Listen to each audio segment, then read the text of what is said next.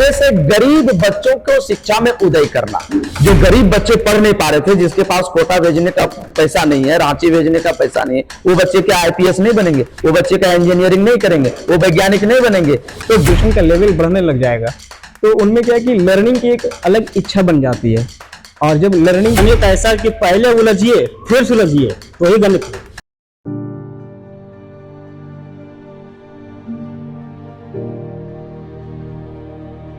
सबसे पहले मैं आपको बहुत बहुत धन्यवाद देना चाहूँगा जो आप यहाँ आए। बात रही विद्याकुलम ट्यूटोरियल्स की, तो ये किसी पहचान की अब मोहताज नहीं रही है।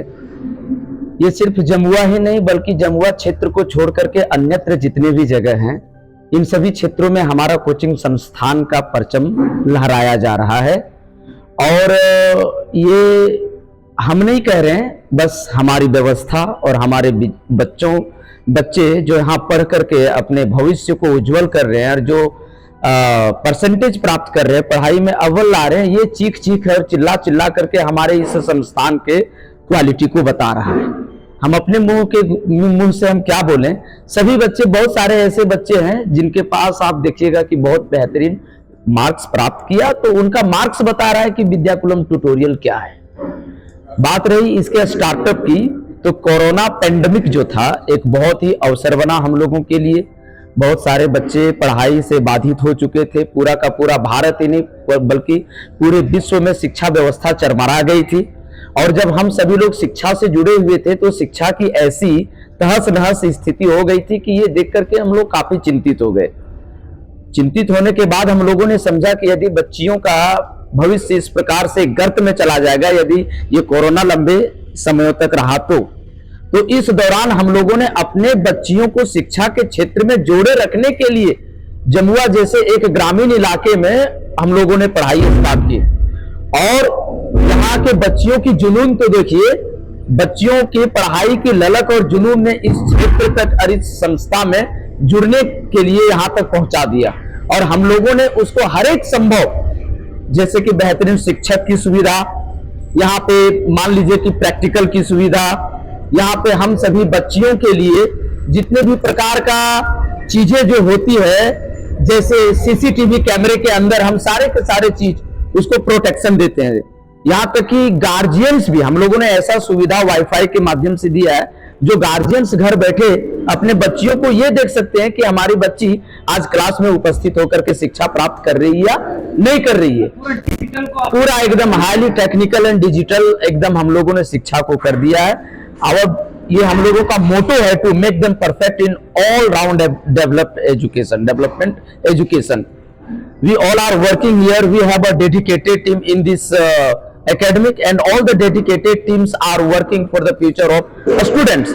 And all the students are coming here with the hope that after getting my education, after getting my admission in this academic, I will do better in my life and I will do better in my career. That is why we all are offering the best options for them to provide a technical and good educations for them.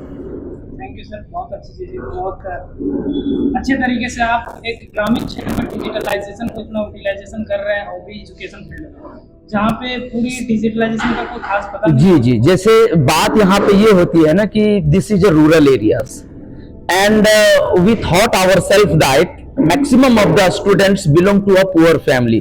They don't have enough money.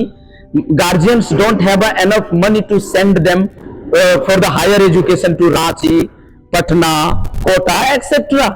So why to go Kolkata and Ranchi for the further education? आपको मैं रोकना चाहूंगा, please आप हिंदी में use कीजिए क्योंकि काफी ग्रामीण लोग हैं। तो वो समय अब चला गया, वो समय अब चला गया जब बच्चियों को कोटा, हजारीबाग, रांची, पटना जैसे क्षेत्र भेजे जाते थे। अब हम लोगों ने सारी की सारी शिक्षा से संबंधित सुविधाओं को अपने क्षेत्र में दे दिया।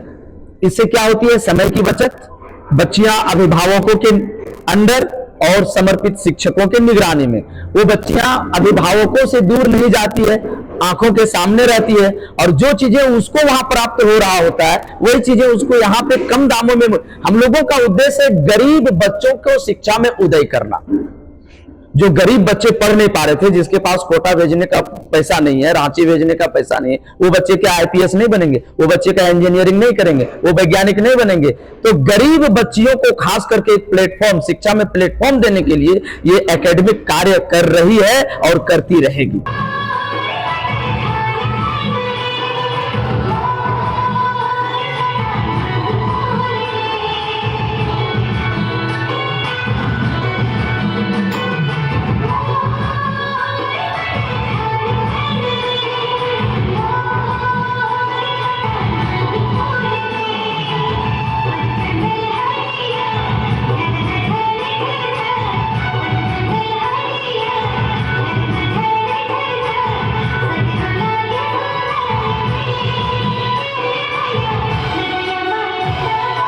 किस चीज़ के शिक्षक आपसे?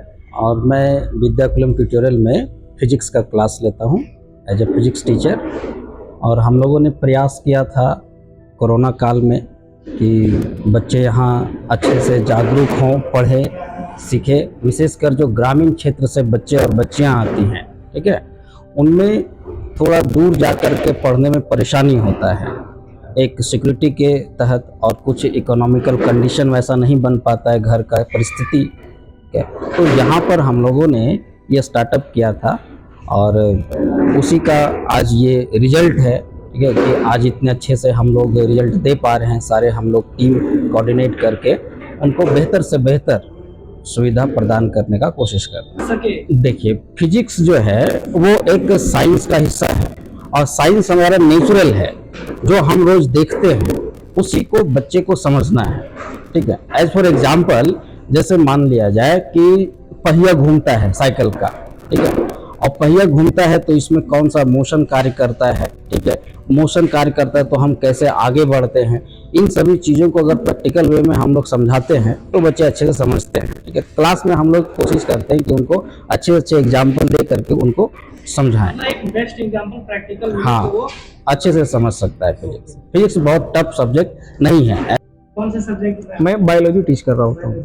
बहुत अच्छे सब्जेक्ट है। और अभी बायोलॉजी एक मेडिकल से रिलेटेड टर्म है। जी जी। और कहीं ना कहीं हमारे एरिया के क्षेत्र जो बच्चे हैं ग्रामीण क्षेत्र के, मेडिकल में उतना ज़्यादा इंटरेस्ट रखते हैं, लेकिन उस तरह की अवेयरनेस नहीं है, जागरूकता नहीं है कि अगर मेडिकल में जाना है तो किस चीज़ को समझना है। और अगर बायो ले भी लेते हैं तो फिर उसके बाद धीरे धीरे नहीं समझ, सही टीचर, सही मेंटरिंग ना मिलने की वजह से वो कहीं ना कहीं भटक ही जाते हैं और बायो का कोई खास यूटिलाइजेशन लाके नहीं कर पाते। बिल्कुल। तो ये बायो और बायोलॉजी के प्रति बच्चों का एक अच्छा जो जागरूकता बढ़े, बिल्कुल, ऐसा क्या करना चाहिए बच्चों को खुद के स्तर पे?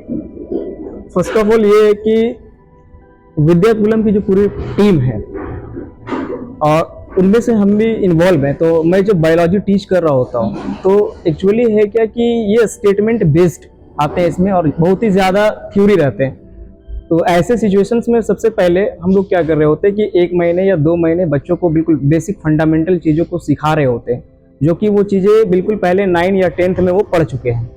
तो जब उन चीज़ों को हम लोग पढ़ा रहे होते हैं तो उसको पहले हिंदी में भी बताते हैं, ताकि वो चीज़ उन्हें लगना चाहिए कि मैं अभी जो पढ़ रहा हूँ वो वाकई मैंने 9 और 10th में पहले पढ़ा है। तो उससे क्या है कि थोड़ा सा स्टूडेंटों में मेमोराइज हो जाती चीज़ें, यार ये वाकई मैंने पहले पढ़ा है। अब बात रही है कि जब स्टेटमेंट उनका थोड़ा सा टफ लेवल की आती है तो ऐसा कोई दिक्कत नहीं है कि वो चीज़ें बहुत टफ है तो फिर ये पॉसिबल नहीं है। विद्याकुलम में ऐसी भी टीम है जो कि क्रिएटिव माइंड पे काम करते हैं कि जो 12th में है तो आप उसको 9, 10, 8 से रिलेट, हाँ, मैं उनसे वहाँ से चीज़ों को लिंक कर रहा होता हूँ ताकि करके आप पढ़ाना शुरू करते हैं। बिल्कुल बिल्कुल। इससे क्या होता है कि बच्चे में जो क्वालिटी जो आती है वो धीरे धीरे इन्हांस होते जाती है, और जब इन्हांस होते रहता है, जब एजुकेशन का लेवल बढ़ने लग जाएगा तो उनमें क्या है कि लर्निंग की एक अलग इच्छा बन जाती है। और जब लर्निंग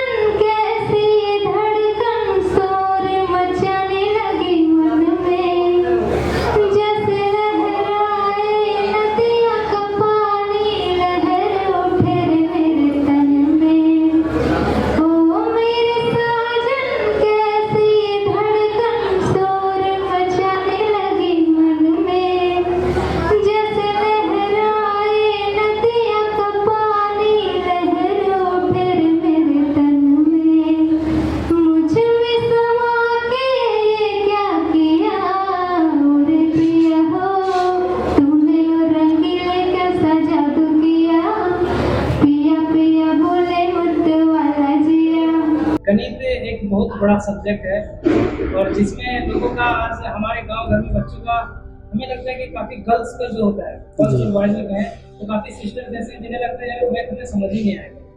ये बात क्या आप लोग को भी ऐसा फेस होता है? हाँ होता है, लेकिन माइंड सेटअप करना पड़ता है कि अब अगर पहले से अगर हार मान जाते हैं तो जीत नहीं हो सकती अच्छा, है। ये इशू आता है हाँ ये तो इशू आता है। क्या? ये बोलता है कि गर्ल्स से हमको समझ नहीं आ रहा है। ना ऐसा नहीं होता है, जैसे गर्ल्स है वो अपना वो सोचता है कि हम अलग फील्ड में जाए, बायोलॉजी आधे से ज्यादा अचीव करते हैं, जो कि मैथ और जो इंजीनियरिंग क्षेत्र में जाते हैं और स्टूडेंट जो होते हैं जो गर्ल बॉयज होते हैं वो ज्यादा अचीव। तो आप ये कैसे बच्चे को बताइएगा हर किसी के लिए नॉर्मल सब्जेक्ट?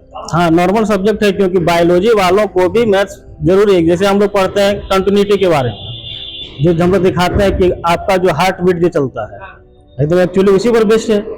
बिल्कुल, तो हम लोग देख सकते हैं उसमें भी फिर हम लोग जो अपने अंदर जो हार्ट है उसका कार्डवाइड का जो एरिया कैसे फाइंड आउट करते हैं, जो हम लोग अभी क्लास 11-12 नहीं पढ़ रहे हैं, बीएससी में उसको पढ़ते हैं, उसकी भी जानकारी देना पड़ता है। तो वहाँ मैथ बहुत ही कहने का तो कार्डियो का ग्राफ जो बनता है, हाँ वो कंटिन्यूटी है, वो कहीं ना कहीं केवल बायो का नहीं है, नहीं मैथ का वहाँ है। मैथ का भी एक बहुत बड़ा हाथ है। हाँ देखिए, बहुत अच्छी बात है।